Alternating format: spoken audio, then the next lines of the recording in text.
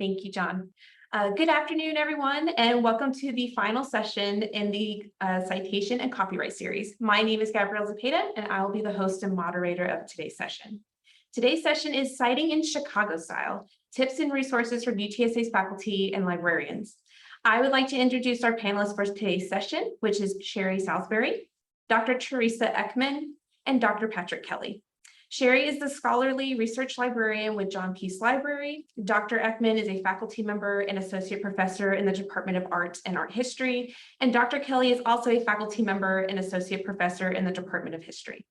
Today's session will explore CMS resources and discuss common obstacles that graduate students face with CMS citation style and some of the tips and tricks to overcome them. I will now hand it over to our panelists. Well, hello, everyone. I'm glad that you can all be here. I'm going to be starting off a little bit talking about resources that are available at the library that will help you with Chicago style. And then our faculty members will talk about some of the things that they see commonly as little trouble areas that students might be having, or maybe have some tips and tricks dealing with Chicago style. So I'm going to share my screen. And you should be able to see the library's homepage now. Can anybody give me a thumbs up? All right, thank you. All right, so if you would like some assistance with Chicago style, one of the things I'd like to make sure you know is that we have a research guide for that. Research guides are located on the library's homepage here. And when you go to that section, you will find guides that are good starting places for all kinds of subjects. We can go to the section on citing and cite it right. And you will see that all of the common styles that are used at UTSA are listed here. So I'm going to go to the section on Chicago. And it talks about the core elements that are used in Chicago. There are actually two different styles of Chicago citation. One is called the note bibliography style. The other is called the author date style. The kind that is commonly used here at UTSA is the note and bibliography style. So you can just disregard the author date information. We have some examples of how to cite various common types of items like journal articles, websites, or books for Chicago style.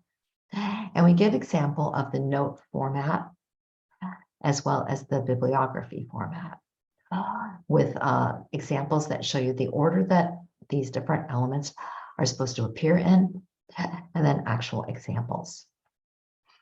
In addition, we have the Chicago Manual of Style online.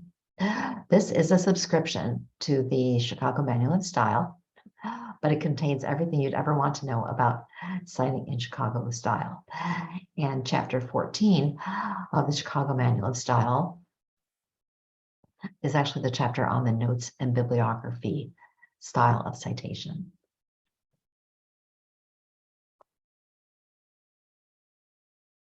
So we can go right to the contents. And you'll see chapter 14 is the notes and bibliography section. It gives you examples for all different kinds of situations you might run into. So doing footnotes or endnotes and doing bibliographies, different examples of authors' names. What if there's two or more authors? Title of works. What if you're doing chapters in books instead of a whole book?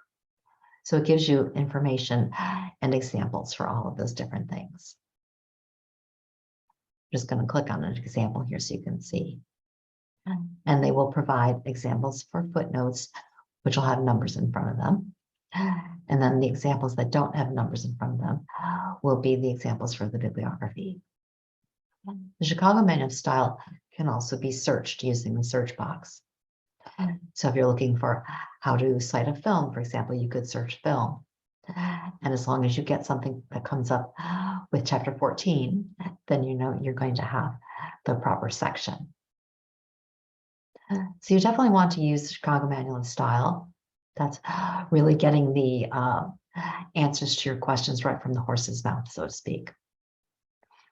The other help that I wanted to mention is that we do have a tutorial on citing in Chicago style. Sometimes professors have their students do this as a requirement. Other times you may just want to use this as a refresher to remind you of how to cite in Chicago style. So there's a little video about citing sources in the bibliography. And then there's also a video about citing sources using either footnotes or endnotes. And then there are little activities here where you have to name the parts and determine whether it's, I'm sorry, it's moving fast, whether it's an entry for a bibliography or a note. And then there's a practice session that you can do. So you might want to take advantage of this tutorial. I think you would find it very helpful. In addition, we like to recommend the online writing lab at Excelsior. They have an excellent section on the Chicago Manual of Style, and they talk about all of the different examples. So they go into examples of print books, the different authors, and so forth. In addition to that, if we're using primary sources, which we sometimes do, particularly in art history and history, there's a really nice page from the Library of Congress that talks about citing primary sources. And it gives examples of cartoons, the kinds of elements you'd include, and then an actual example. Films, government documents, newspaper articles, oral history interviews, photographs, and so forth. And so this can also be very helpful when citing primary sources. Now, if all else fails, you can also always ask for help. Your professor is going to be a good source of help, but also I want to let you know that I can help you at least determine where in the Chicago Manual of Style you might be able to find some good examples for specific questions you might have about citing. If you want to get a hold of me, you can always go to the Find Your Librarian page. And we are listed here under the subject areas that we are the librarians for. So I am the librarian for art and art history and also for history, but A comes up first in the alphabet, so you'll find me under art and art history first. And then you'll find my contact information. I have a handy little link here to my calendar, so you can actually see times that I'm available on any given day going out about 2 weeks in advance. And you're welcome to just book an appointment with me. Okay, well, that was mostly what I wanted to share about the different resources we have available.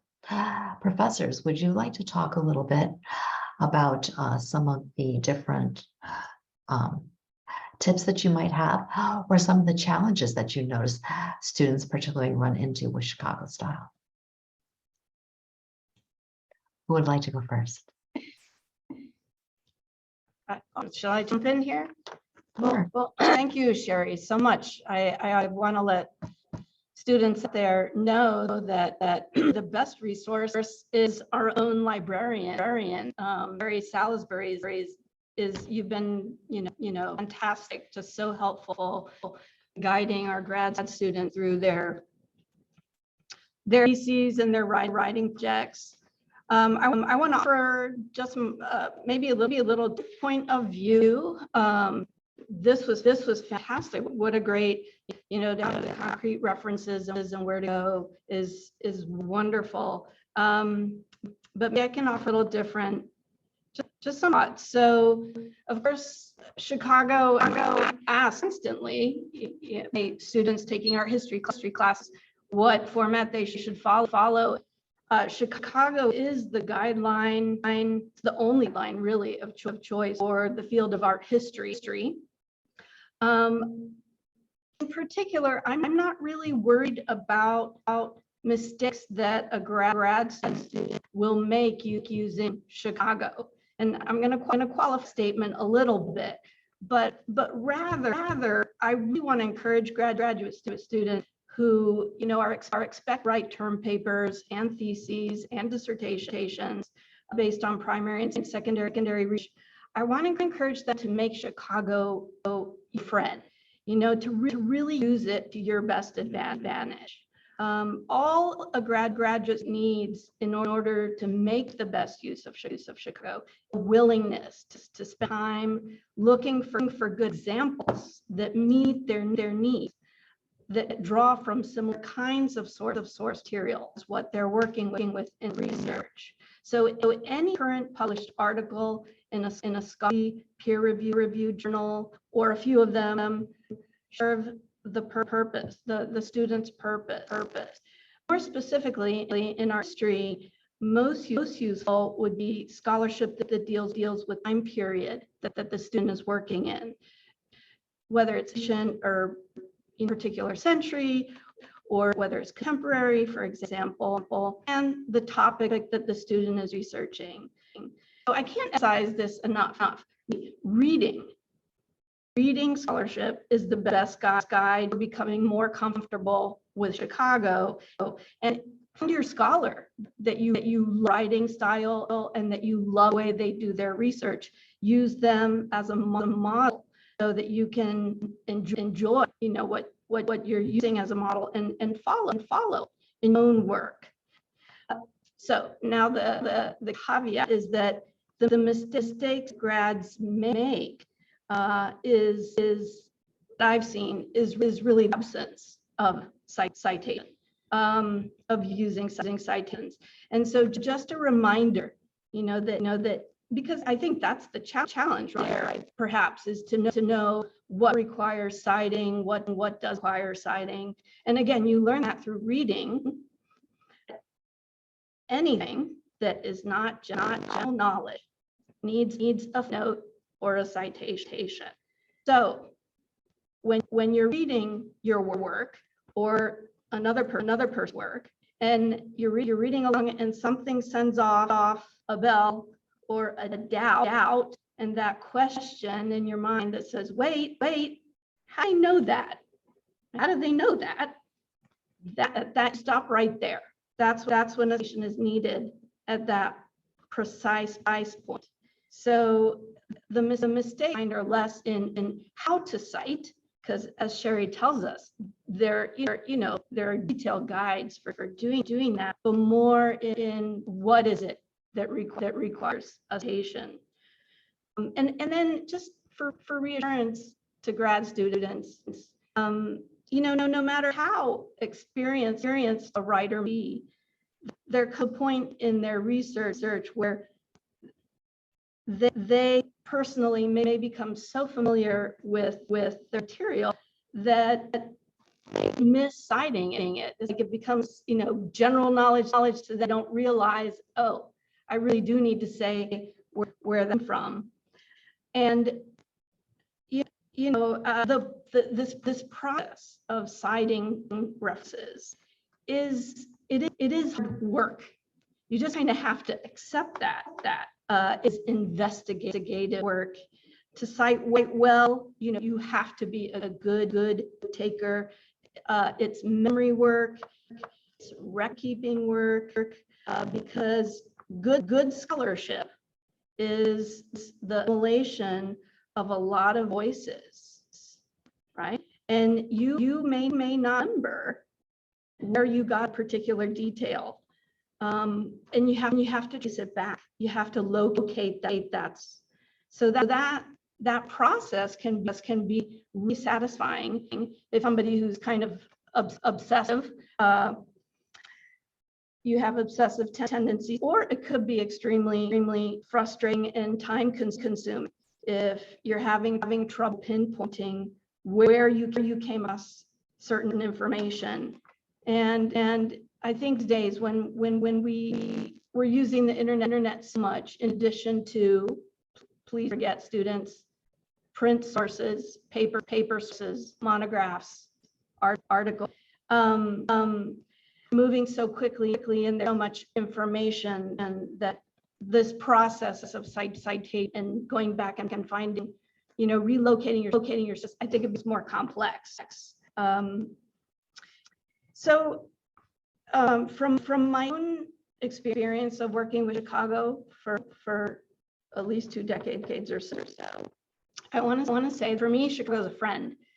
I think Bible. I think it's constant. It's not going to throw you curveballs. It's all intuitive and user friendly. And from the time I was a graduate student, it really hasn't changed very much, with the exception of learning how to handle citations for websites or for social media. And those are likely where the questions are going to arise, because citing monographs and articles in edited volumes is pretty straightforward. But a website, an internet video, social media, an interview, or some unusual source or reference may be more challenging. But again, just due to recent, and that's not dated, but recent peer-reviewed, published scholarship in your field for guidance, in addition to the kind of references that she has points to. And I want to say it's not this what's important. It's not just about how to write something. Footnotes is, for me, where the segment is in research, because footnotes, when you use them well, that's where the juicy details are. I had my own mentor as a grad student who I studied Latin American art and Chicana art with Dr. Barnett Sanchez at University of Mexico. She says to us as grad students that exactly that the importance of the article lies in the footnotes, and that's where you should start, is by reading the footnotes. And you don't just ignore them, which I think a lot of us do. Maybe you feel like, oh, it just makes the article that much longer. No, the footnotes is where the details and the guidance lie. And that's where, that's where you can show, as a scholar, is in the footnotes, and show your ability to teach as well, how to say, okay, this is where you can pick up this research and where you can take it. I'm just to wrap up. Recently, I've had a challenge because I'm in the midst of writing these catalog notes for these Latin American catalogs. They're basically object essays. You have object and you write maybe 1,000-word essay, and I use it as a research. I just loved them. Often my footnotes are, half the length of the article. But with the move over COVID, the move from print catalog to only online, there's a much more of a emphasis on design. Look of the website is so much information. So please move from footnotes to parenthetical citations, which in Chicago is a really still kind of a gray area. So for me right now, that's really a challenge, and just also how to change the writer, because I'm so used to using footnotes as a difference to shift towards writing parenthetical citations, specifically for this one task, not in general, but for this one task. So if what I brings up any questions, I'm happy to go further, or even to share my screen and give some examples of the way that I use footnotes in art history, the field of art history in general uses footnotes. So thanks. I pass the word to a colleague, to Patrick Kelly. Thank you, Dr. Ekman, and a lot of what I say will echo the points that you made. The first thing I want to echo is thanks to Sherry. What would we do without Sherry Salisbury? She is the student's best friend. And you're a legend, Sherry. You're incredible. So let me just start off by saying that citation is a mark of professionalism. Poorly cited or wrongly cited papers or essays, especially when it comes to publication, it just shows a student or even a faculty doesn't completely have their act together. And so it's important, and I've come to think that the citation in my field especially, understanding citation is really the foundation to being a successful scholar. I think we, Dr. Ekman and I and Sherry, we take it for granted because it's our lives and this is just the way we think and been taught. But I can't stress enough to students the significance of citation and doing it correctly, and in order to gain the respect of your peers in the profession.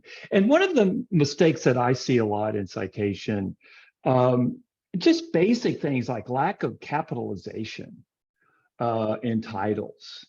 That kind of a thing, not putting the parentheses in the right place. I think, as Dr. Ekman said, decide on the style that you're going to use and then just stick to it. And you have to be detail oriented with citations. And that's one of the things that makes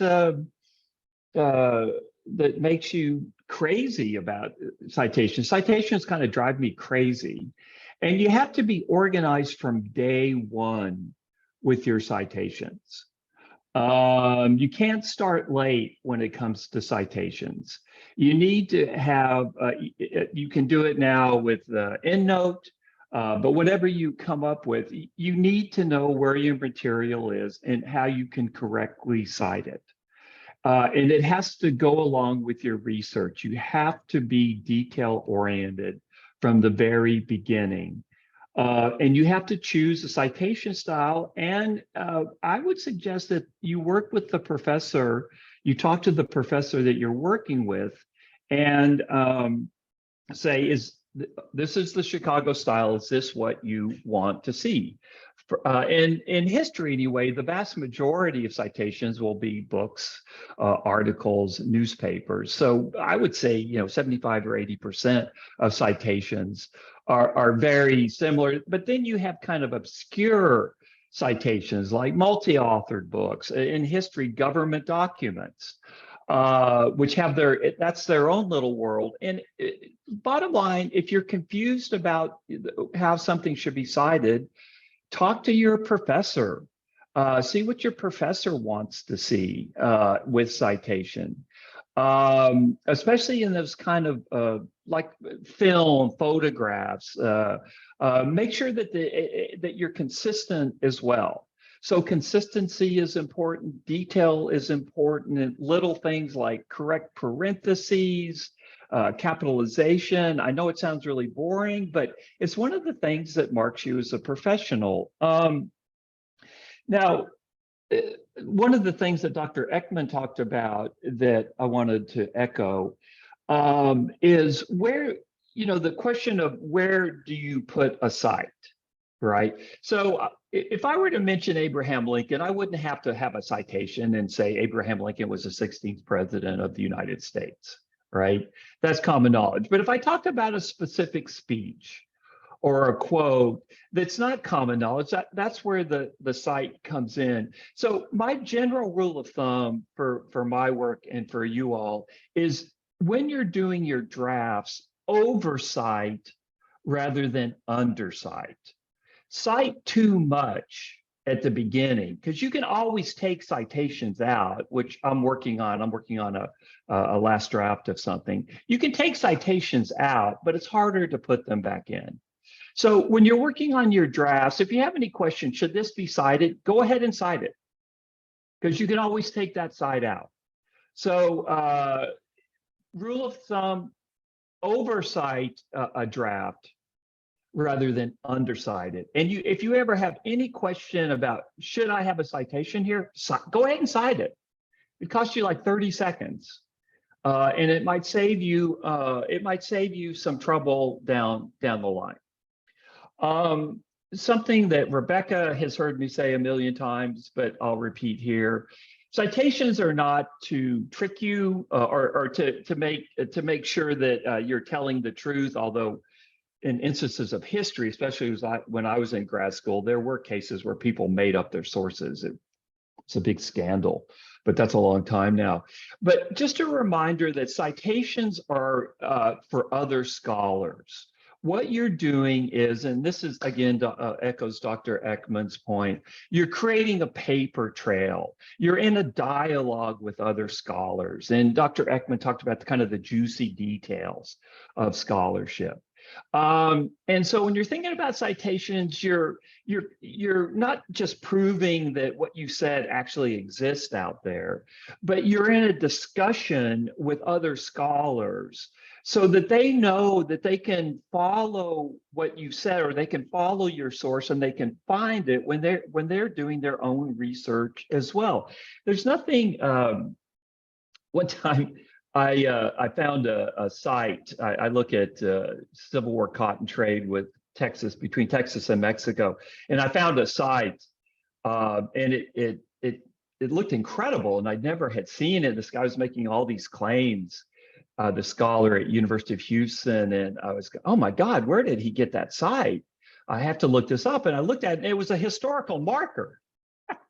He had cited a roadside marker, which I thought either showed professional competence or I don't know. Anyway, I never forgot that. I don't cite roadside markers unless you're very, very successful.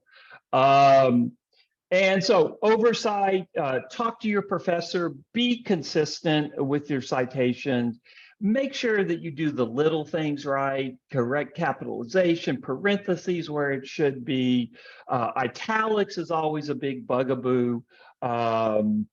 You're creating a paper trail. When it comes to those gray areas that Dr. Ekman talked about, consult with your professor, consult with Sherry.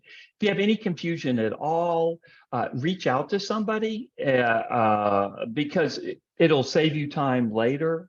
One of the tricks that I've learned is if you have a site and you've cited a secondary source, and for some reason you can't remember the page number, these days you can actually find the book on Google Book, and you can put the little quote that you have in the Google Book search page, and it will often take you to the page number of the site that you've used. So sometimes if you've kind of lost track of a page number, Google Books will help you. They won't give you the whole thing, but they will give you a page number.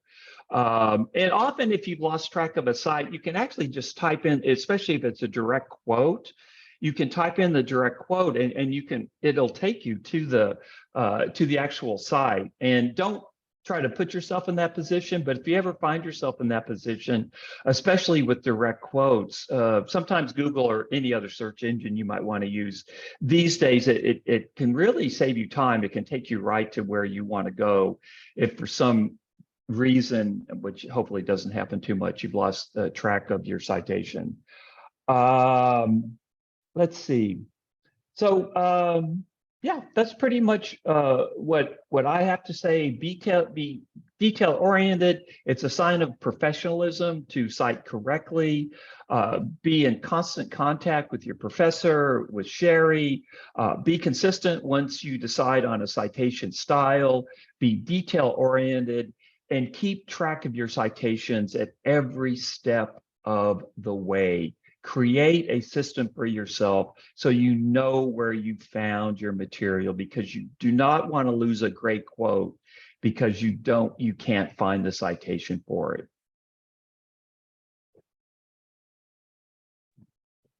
Alrighty, thank you for sharing this information with us. As soon as the recording stops, I'll go ahead and open it up to the Q&A portion of the session.